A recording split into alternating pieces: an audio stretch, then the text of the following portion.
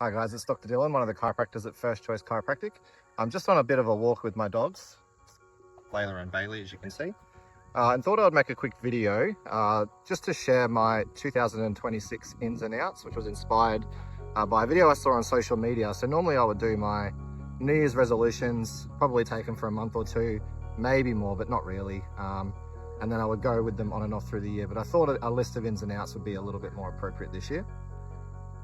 I should add, a lot of these ins and outs have a little bit of a brain health aspect to them, as that's one of my sort of big goals for this year. My first big in is something I'm currently doing, is just connecting to nature. So spending a little bit more time outside, a little bit more time feet in the grass, looking at some trees, in front of some trees, looking at the ocean, any body of water, those sort of things that connect us to nature. And a big reason for that is the relationship of nature and calming down our amygdala, which is one of our really important centers in the body for regulating stress. It's actually the fear center. It's constantly perceiving threats around us.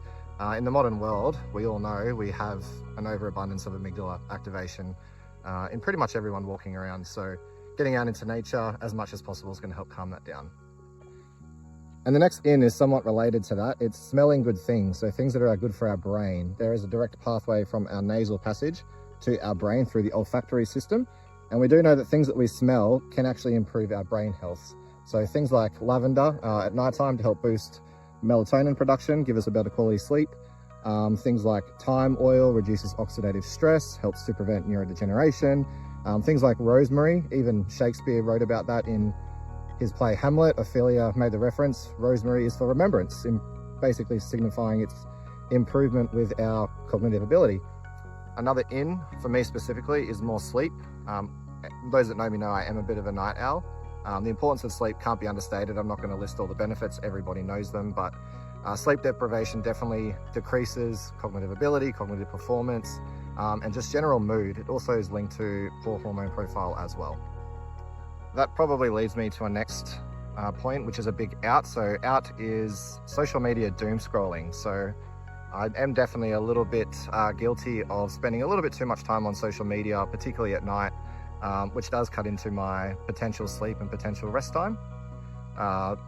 Other reasons as well, I do think social media is a pretty strong way of preventing us from connecting to those around us. And I think connection through disconnection is probably not the best for our overall health, especially for our brain.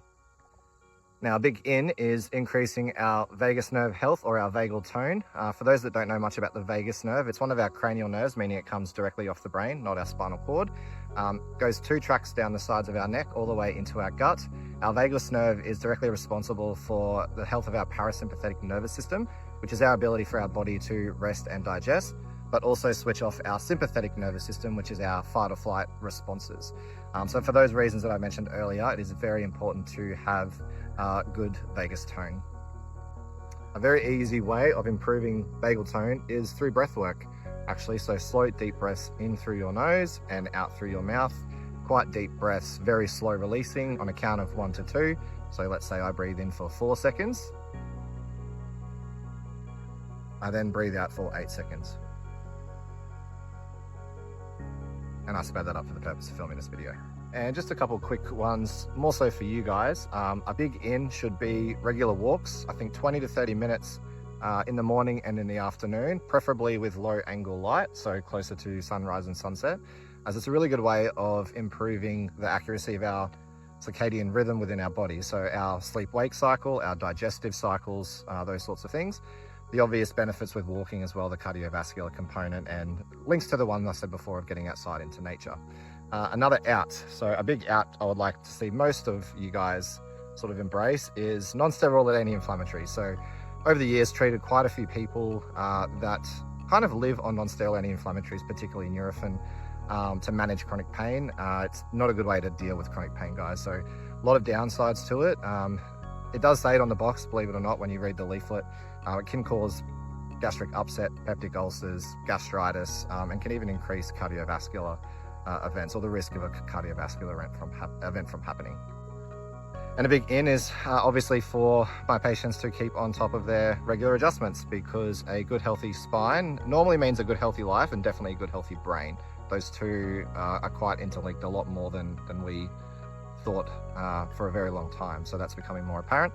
And the last one that ties into that is on the way out is gatekeeping your chiropractor. So not just me, obviously, but those that see a great chiro, share it to your friends and family. Make sure everyone pops in and sees one in 2026. It would be a great thing for the community. Thanks, guys. Bye.